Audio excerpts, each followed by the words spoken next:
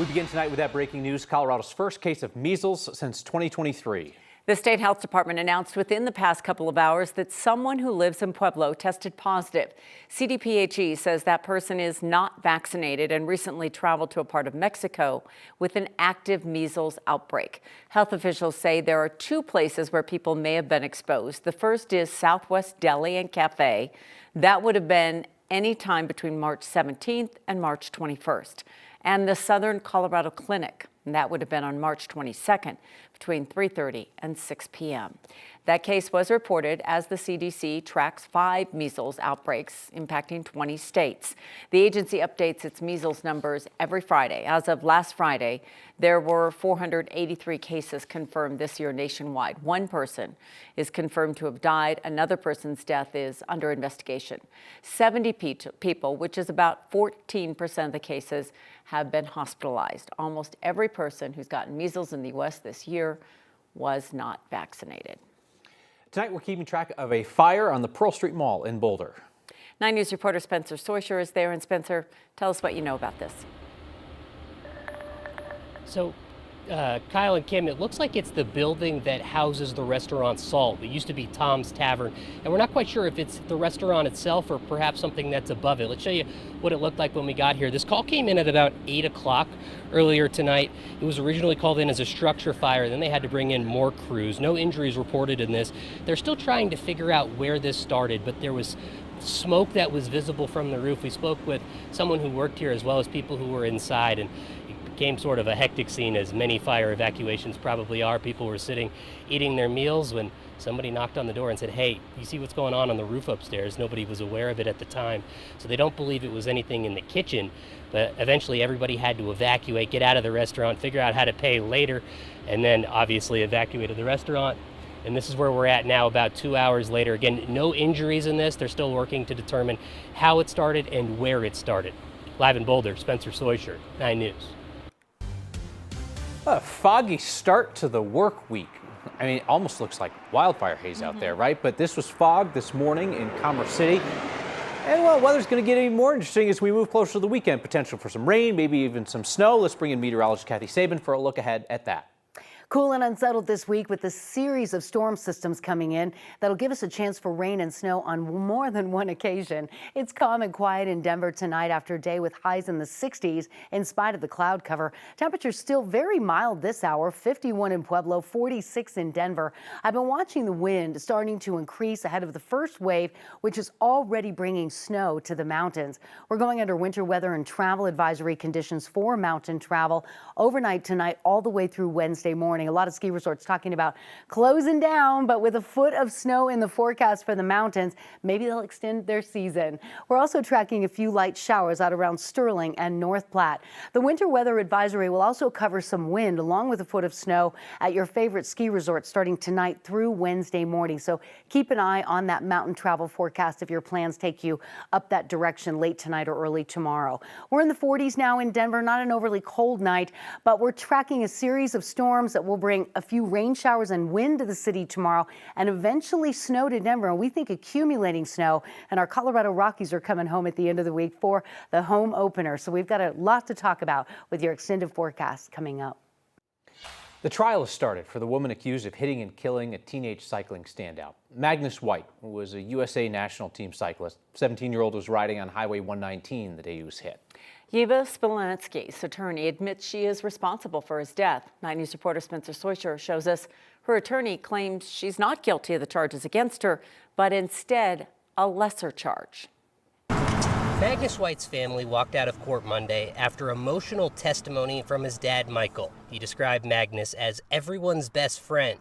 He told the jury that Magnus had ridden on the side of Highway 119 since he was a little kid, and that he told Magnus the stretch was safe to ride because it has a 10-foot shoulder.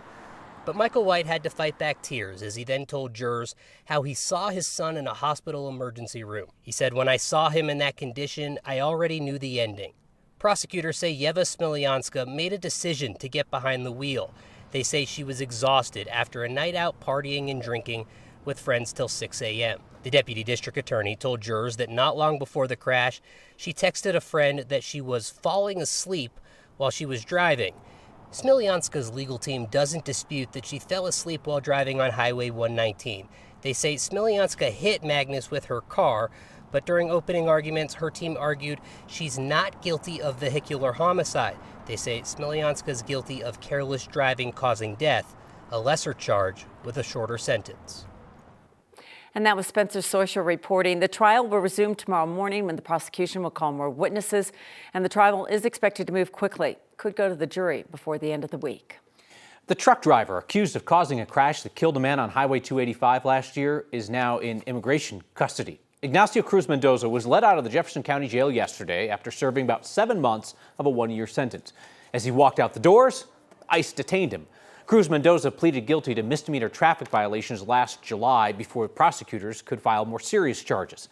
He did not have a valid commercial driver's license, and he's in the country without proper documentation.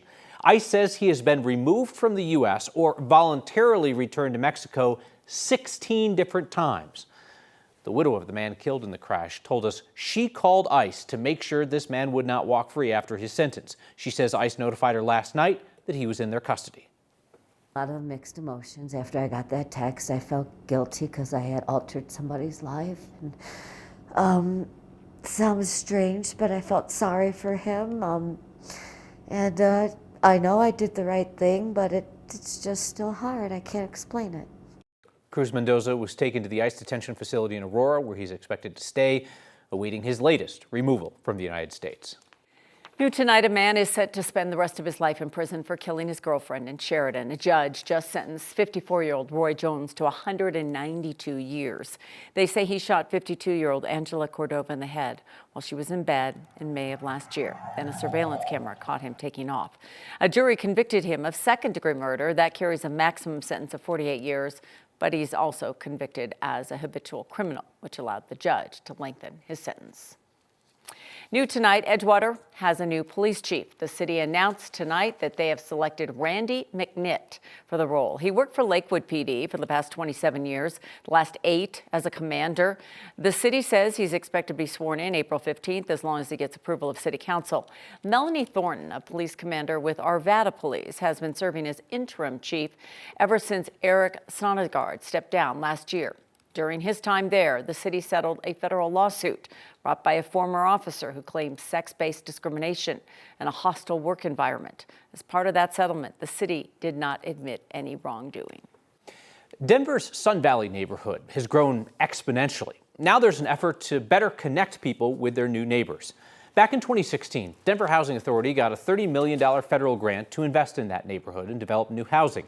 A nonprofit called Sun Valley Youth Center is now doing outreach 4 times a week at 4 different DHA buildings as new residents move into units. Marks the start of another chapter for that neighborhood. We like talking to people. Sometimes we'll have a group of people just chilling with us and telling us like what's going on in the apartment complexes. And we like to listen because we could also voice what struggles they're going through. That new housing is part of a plan to construct 750 units, doubling the amount of subsidized housing available in Sun Valley. Jeffco Public Schools is hearing from students, staff, community members who all want to keep Jefferson High and Edgewater open. 9 News reporter Janelle Finch joins us after a community design meeting in the school. Jefferson County Public Schools put the power in the hands of the people tonight. The district allowed the neighborhood and its advocates to share their ideas for what should happen to Jefferson. To create change, a movement needs numbers. But to keep Jefferson Junior-Senior High School open, staff hopes Jeffco Public Schools considers quality Absolutely. over quantity. This is a special place. The district says Jefferson is facing declining enrollment and change may be coming. English teacher Rachel Hafer Absolutely. hopes what brought her to Jefferson 28 years ago and has kept her here stays the same. It's about family here at Jefferson, and over the years I've seen it change a lot, but it's still the same kind of magical, amazing, special place it's always been. But magic doesn't pay to keep doors open, so the district came up with 2 options for the future of Jefferson. One would turn the building into a career and technical education or CTE center.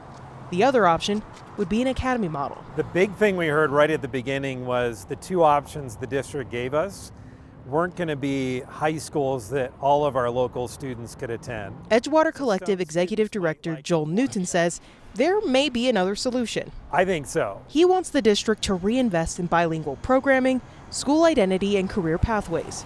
Newton says this could encourage more enrollment and eventually more money. What are the ways that a comprehensive high school like Jefferson can offer more learning that's tied to a career? And that can really be motivating for students, help their attendance in coming to school, and their connection between like the classic subjects and careers. Making those connections can really help students grow academically. Time is ticking to find an answer, but Hafer hopes the community and the district can reach one together. An answer that would keep her teaching Saints for another 28 years. We're all here for the same reason, and it's the right reason.